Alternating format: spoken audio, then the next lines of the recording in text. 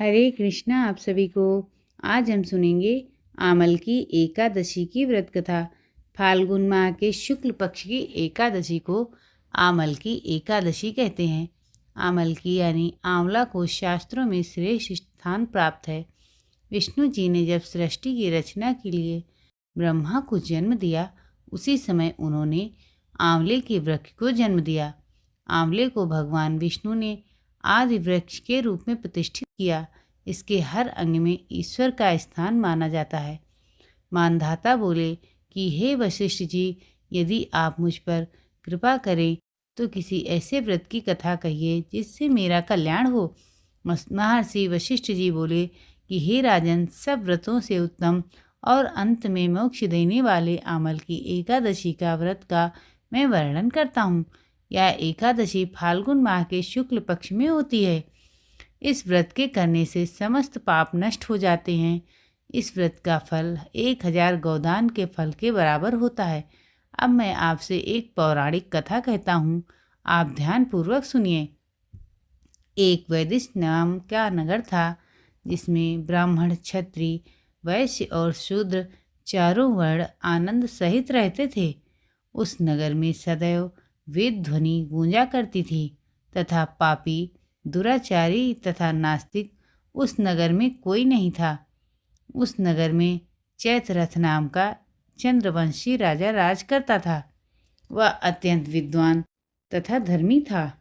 उस नगर में कोई भी व्यक्ति दरिद्र व कंजूस नहीं था। सभी नगरवासी विष्णु भक्त थे और आबाल वृद्ध, स्त्री पुरुष एकादशी का व्रत किया करते थे। एक समय फाल्गुन मास के शुक्ल पक्ष की आमल की एकादशी आई। उस दिन राजा, प्रजा तथा बाल, वृद्ध सबने हर्षपूर्वक व्रत किया। राजा अपनी प्रजा के साथ मंदिर में जाकर पूर्ण कुंभ स्थापित करके धूप, दीप, नैवेद्य, पंचरत्न आदि से धात्री आंवले का पूजन करने लगे और इस प्रकार स्तुति करने लगे कि हे धात्री, तुम ब्रह्म स्वरूप हो, तुम ब्रह्मा जी द्वारा उत्पन्न हुए हो और समस्त पापों का नाश करने वाले हो। तुमको नमस्कार है। अब तुम मेरा अर्घ्य स्वीकार करो। तुम श्री रामचंद्र जी द्वारा सम्मानित हो। मैं आपकी प्रार्थना करता हूँ, अतः आप मेरे समस्त पापों का नाश करो। उस मंदिर में सबने रात्रि को जागरण किया। रात के समय वहाँ एक बहेलिया आया जो अत्यंत पापी और दुराचारी था। वह अपने कुटुंब का पालन जीव हत्या करके किया करता था। भूख और प्यास से अत्यंत व्याकुल बहेलिया इस जागरण को देखने के लिए मंदिर के एक कोने में बैठ गया और विष्णु भगवान तथा एकादशी महात्म्य की कथा सुनने लगा। इस प्रकार अन्य मनुष्यों की भांति उसने भी सारी रात जागकर बिता दी। प्रातःकाल होते ही सब लोग अपने घर चले गए तो बहेलिया भी अपने घर चला गया। घर जाकर उसने भोजन किया। कुछ समय बीतने के पश्चात उस बहेलिये की मृत्यु हो गई। मगर उस आमल की एकादशी के व्रत तथा जागरण से उसने राजा विदुरथ के घर जन्म लिया और उसका नाम वसुरथ रखा गया। युवा होने पर वह चतुरंगिनी सेना के सहित तथा धन धान्य से युक्त होकर 10,000 ग्रामों का पालन करने लगा।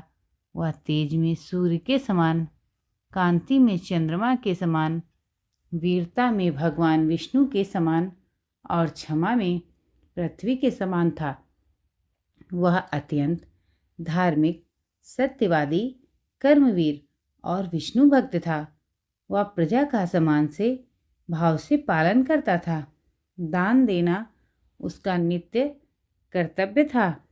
एक दिन राजा शिकार के खेलने के लिए गया।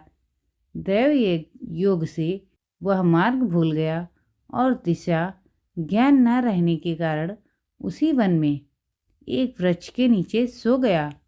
थोड़ी देर बाद पहाड़ी म्लेच्छ वहाँ पर आ गए और राजा को अकेला देखकर मारो मारो शब्द करते हुए राजा की ओर दौड़े।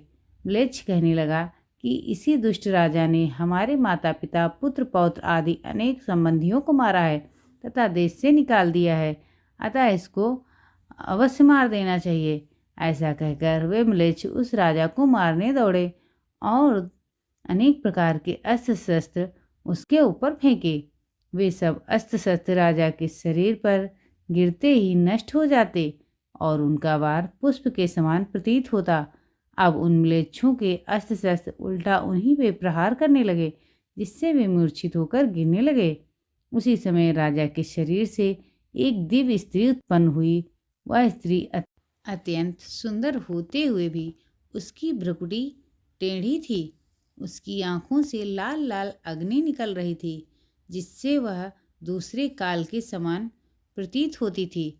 वह स्त्री म्लेच्छों को मारने दौड़ी और थोड़ी ही देर में उसने सब म्लेच्छों को काल के गाल में पहुंचा दिया। जब राजा सोकर जग उठा तो उसने म्लेच्छों को मरा हुआ देखकर कहा कि इन शत्रुओं को किसने मारा? इस वन में मेरा कौन हितैषी रहता है? वह ऐसा विचार कर ही रहा था कि आकाशवाणी हुई, हे राजा, इस संसार में विष्णु भगवान के अतिरिक्त कौन तेरी सहायता कर सकता है? इस आकाशवाणी को सुन राजा अपने राज्य में आ गया और सुखपूर्वक राज्य करने लगा। महर्षि वशिष्ठ जी बोले कि हे राजन, यह आमल की एकादशी के व्रत का प्रभाव था। जो मनुष्य इस आमल की एकादशी का व्रत करते हैं वे प्रत्येक कार्य में सफल होते हैं और अंत में विष्णु लोक को जाते हैं।